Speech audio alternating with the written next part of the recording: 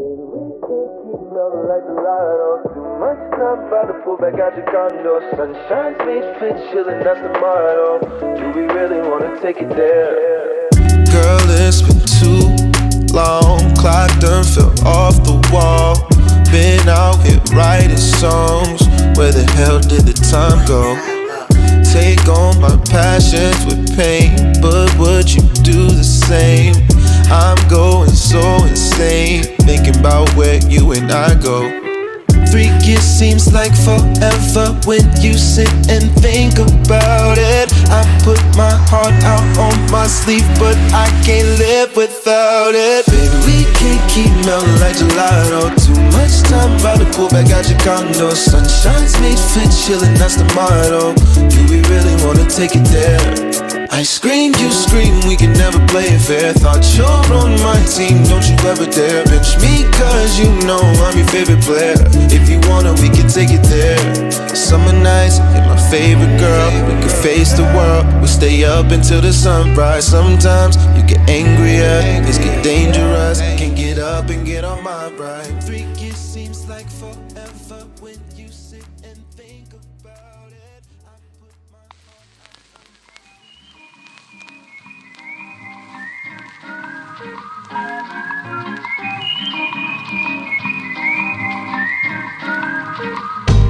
Hello and welcome to probably the last Spruce farm I'll ever make. I still can't believe just how nicely this one turned out. It completely destroys 12 GameTech Spruce farms in terms of rates, but at a cost. The lack of 1000 pistons. It's surprising how well it performs despite that, but in terms of logs per MSPT it's obviously still no match against Floppy's V2. So yeah, you should build his farm, it's already much faster than about every large server would ever need. And this one here is mostly a showcase farm. Anyway, it took me a while to get there, and with a while I mean almost 2 years. So let me tell you a quick story before I'll go over how the farm works. This all started after I finished my 12 GameTech Spruce. At the time I thought an 8 GameTech Spruce farm would need to be detection based, which makes it much harder to wire it in a nice way. But I still wondered if it was possible to go over 500,000 logs per hour, so I did some simulations and started wiring a 9 GameTech pushing based layout. Started. While working on it and thinking of improvements and how to use less dust in the wiring, I realized that the sequence was much more complex than it seemed at first glance. And so I abandoned the project as I could not think of a nice way to do it. Well, until Plexi came along with a 6 GameTech layout in October last year and sparked a discussion that made me realize that an 8 GameTech log layout could be quite easy to do and would get insane rates. But wasn't that I realized just how easy it was?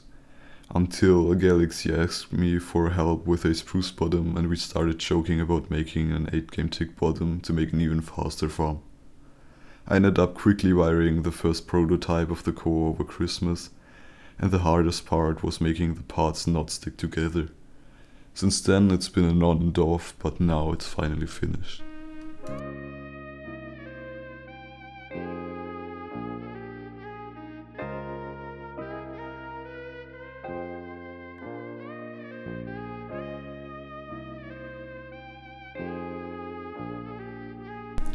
So here's how to use the farm.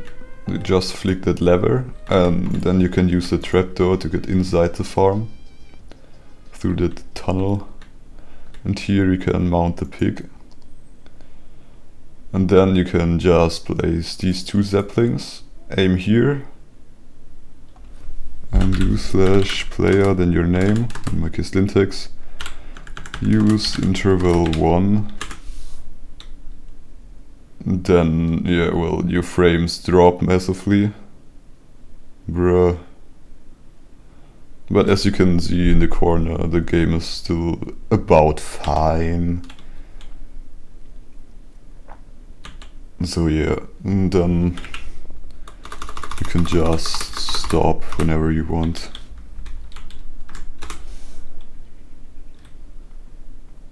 And then dismount the pig again. use the trapdoor to get back again, and then you can turn it off. Better sooner than later.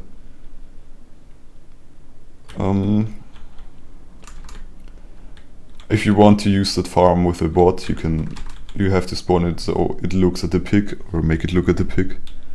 Like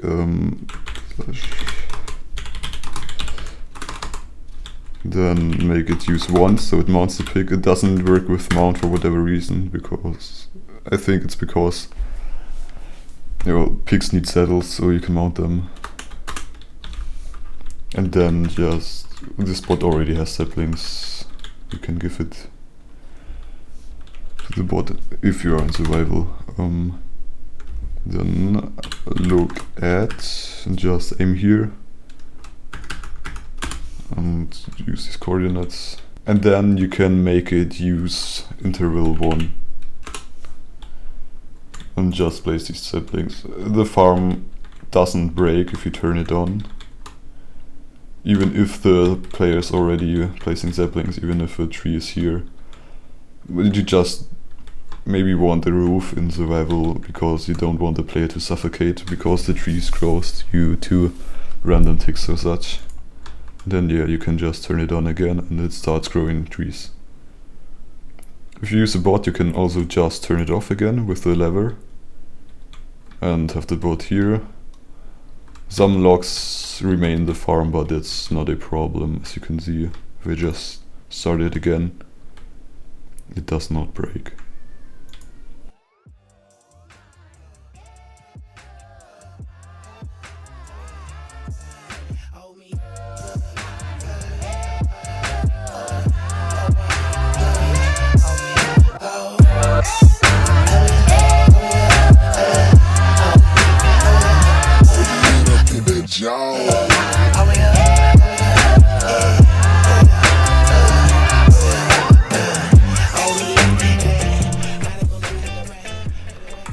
So now to the explanation part. First of all, you might have already seen that we don't use a llama here, but a pig, and that is because we don't use corner retraction, because first of all we don't need it, as it turns out, and the corner retraction is also a bit harder with an 8 game ticks Spruce farm, because well, it has to be faster, and also we have all these pistons here above which make the wiring quite restrictive. So what happens with the pig is we can place this sapling, this sapling, this sapling, and by the time we are at this sapling here, this log is already directed here and pushed that way, and this podzol is already here, so we can place this sapling at game tick 3, and at game tick 4 all these dispensers can bone meal saplings, which means we don't lose any bone meal attempts. Pigs have also another advantage, and that is that they don't suffocate when you have a block here, and that if you mount them, so on the hitboxes, you can actually see this, the player hitbox does not intersect with the block above, so this block here, that would be here, which means that we don't need any boats here to prevent the player from being pushed, and also this boat here does not intersect with that piston, so we don't need a minecart on top of the boat, and we don't need any weird boat alignments because the player is always in the middle of the pig. Yeah, so now to the core. We have these 4 sides, 4 segments I call them, and they're wired like that, so that this side and this side, they're in sync, and these 2 sides are wired with a 4 game tick offset, which means that we don't have to have a 4 game tick offset between those 2 sides, and can just power the middle block here every 8 game ticks, which makes bone meal sapling collection and wiring much easier. I guess we can have a look at a single segment. This is also a bit easier to see like that, so let's turn it on. As you can see, these pistons all fire at the same time, and we have those observer sliders here which just power the block behind the pistons. In addition to that, we have these honeyslime bars here that convert the pulling log stream into a pushing based log stream, which makes it much easier to handle the logs. And the startup sequence here is also quite interesting, because we can just have this one here retracted and this one retracted, because then these two sliders would stick together. While moving this is absolutely no problem, because the other side is always in block 36 form, so it does not stick. But here the startup sequence works like that, so we just retract this and then we can power this and then basically clock it at 8 game ticks. One of the most interesting parts about the core is probably the sapling collection. Let's actually paste in the minecarts again.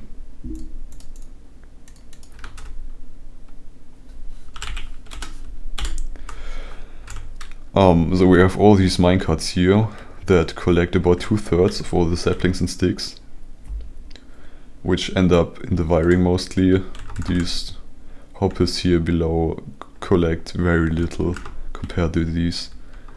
And we also have all these hoppers and droppers in the back that make sure we lose just a very small amount of all the saplings and get enough, because this core layout is just very close, not very, but very close in sapling return.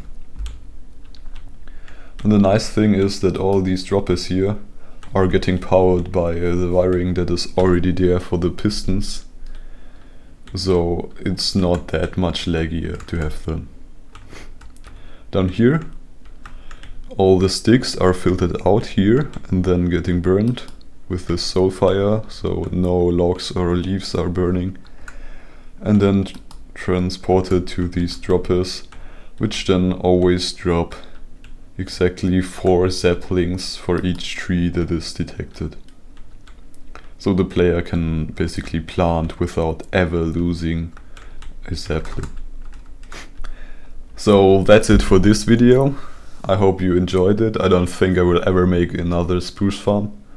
It can't really be faster than that without using dust wiring, like fast flashing dust, and or maybe a dual core or N core setup, which dual core is still interesting, but N core is not that interesting. I think it just does not really make sense to me in a logical way.